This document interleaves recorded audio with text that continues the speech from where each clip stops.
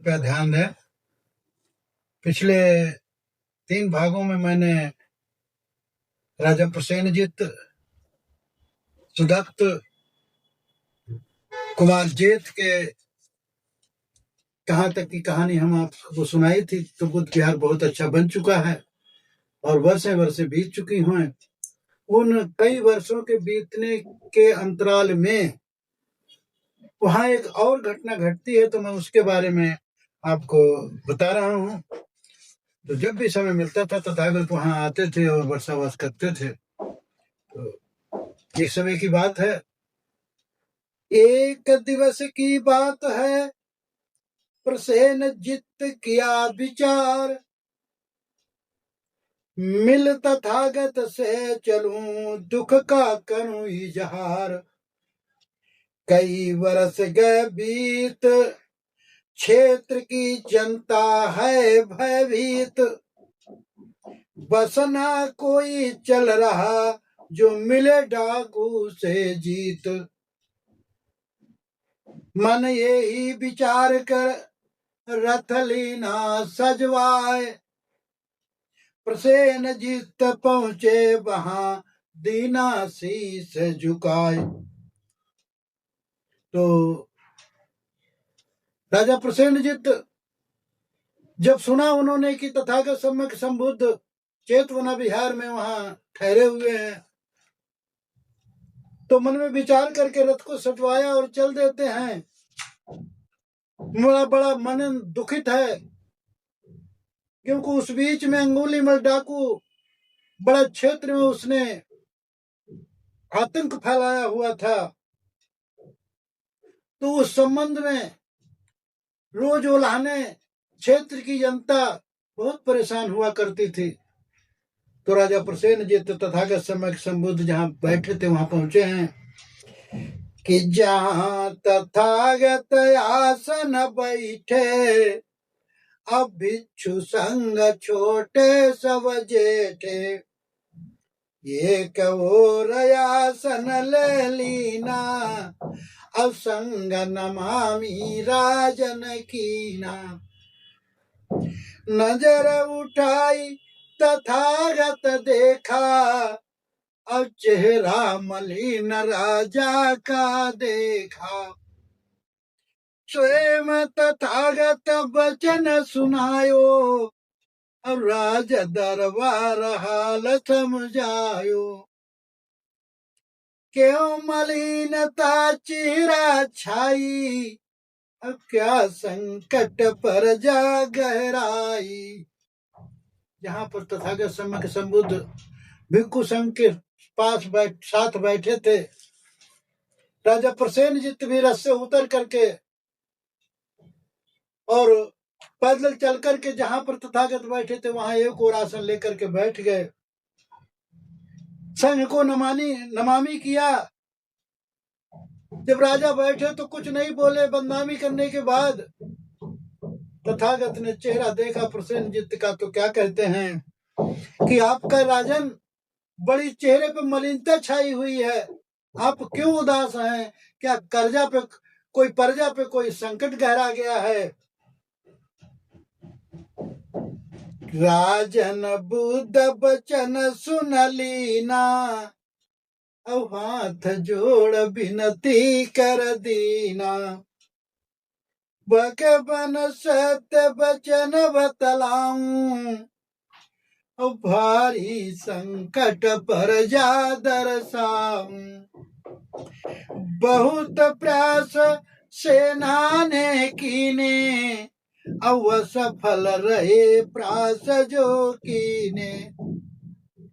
जब तथागत ने उदासी का कारण पूछा तो प्रसेनजित राजा कहने लगे हाथ जोड़ करके कि भगवान क्या बताऊं, हमारी प्रजा इतनी बड़ी संकट में है,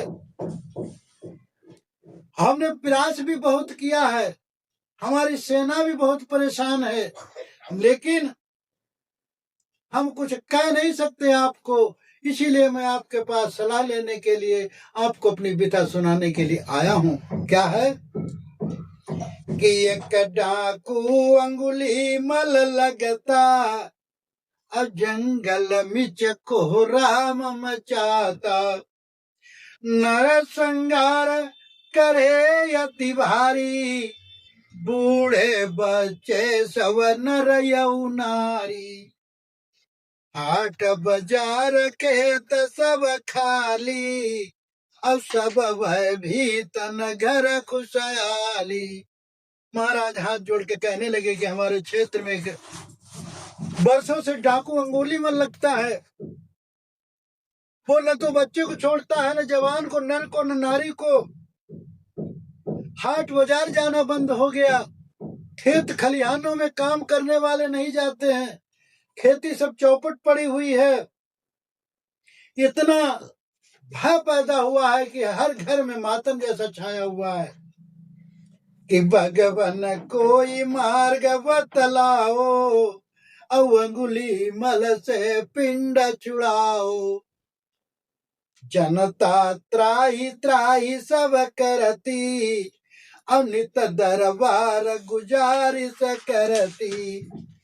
तो इस प्रकार से वो कहने लगे कि जनता हमारी बहुत परेशान हो रही है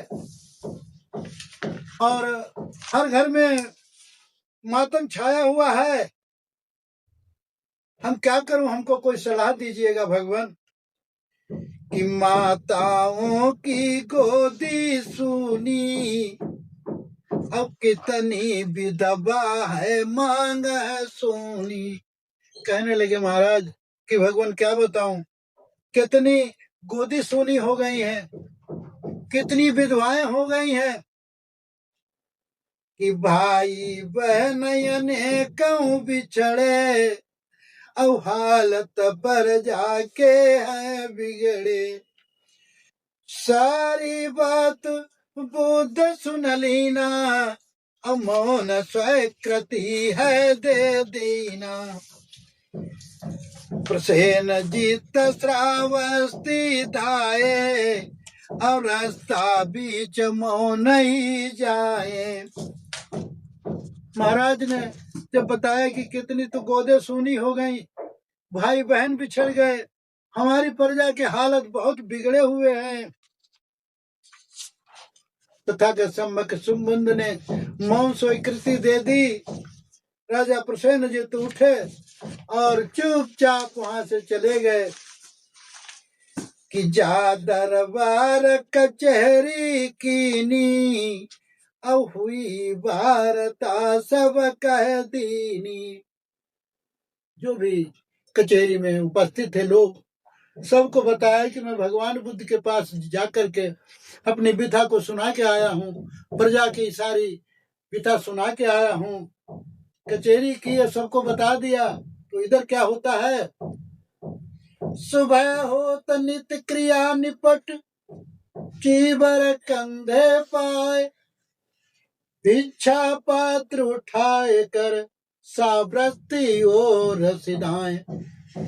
इधर क्या होता है कि जब सुबह हुआ तो तथागत सम्यक समुद्र ने नित्य क्रिया से निपटने के बाद चीवर डाला और भिक्षा पात्र उठा करके जिधर राजा प्रसेनजित ने बताया था कि तो उधर कोई श्रावस्ती की ओर चल देते हैं और बस्ती जा भी चाटन की ना, अब बीहड़ और तुरंत चल दीना।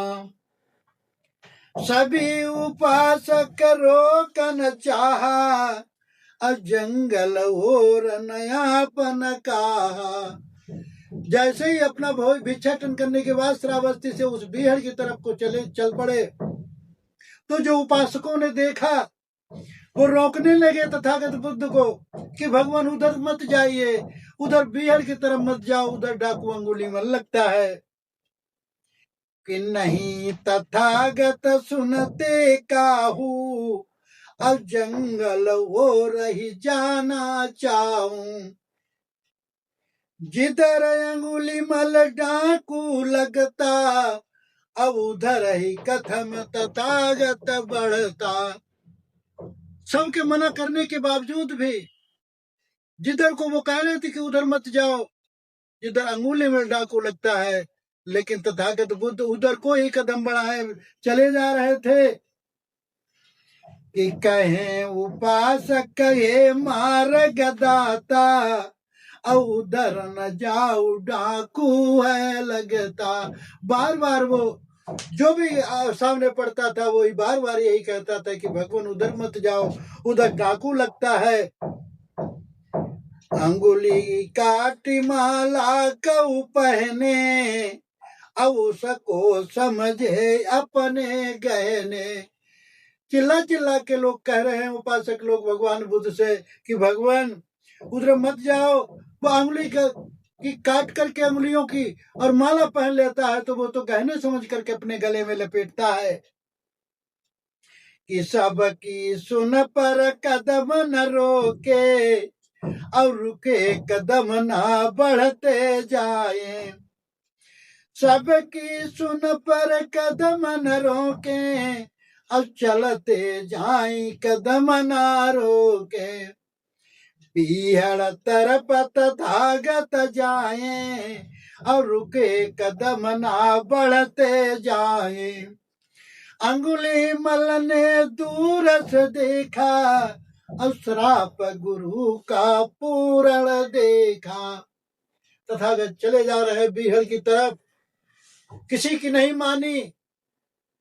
उधर जैसे ही बीहड़ में पहुंचे हैं तो अंगुली में डाकू ने देखा कि कोई आश्रमण आ रहा है, तो वो भी मन में अपने बहुत खुशी होने लगा कि आज हमारा आखिरी दिन है, मैं आज गुरु के श्राप से मुक्त हो जाऊंगा। इस श्रवण को मार करके मेरी उंगलियों की गिनती जो है वो पूर्ण हो जाएगी। आज श्राप से मुक्ति होई, अब अंगुली माला पूर्ण होई। मारी श्रवण में मुक्ति चाहूं, अब गुरु श्राप से मुक्ति पाऊं। 20 कदम दूरी रह जाई, अब मार्ग बदल तथागत जाई। जब बोले उसने देखा, मन में खुशी होने लगा। तो जैसे ही तथागत ने भी देख लिया कि सामने अंगुली मल डाकू है, तो जब उसने देखा कि अंगुली मल डाकू है, तो तथागत संबुद्ध ने 20 कदम की दूरी पर अब टर्न कर लिया, मुड़ गए और उधर को अपने बड़ी अच्छी तरीके से कदम को बढ़ाते चले गए। अब अंगुली मल डाकू जो है उनके पीछे दौड़ लगा रहा है। तो अब दौड़ते दौड़ते मैं आगे की कथा आपको 5वें भाग में बताऊंगा। तो मैं इन्हीं शब्दों के साथ में सभी का साधुवाद करता हूं और कामना करता हूं कि आप सब लोग सुखी होंगे। तो मेरे चैनल को पहली बार देख रहे हैं तो सब्सक्राइब करें, कमेंट करके बताएं हमारी ये रचना कैसी लग रही है, और इसको बेल आइकन दबाएं। इन्हीं शब्दों के साथ में साधु साधु साधु।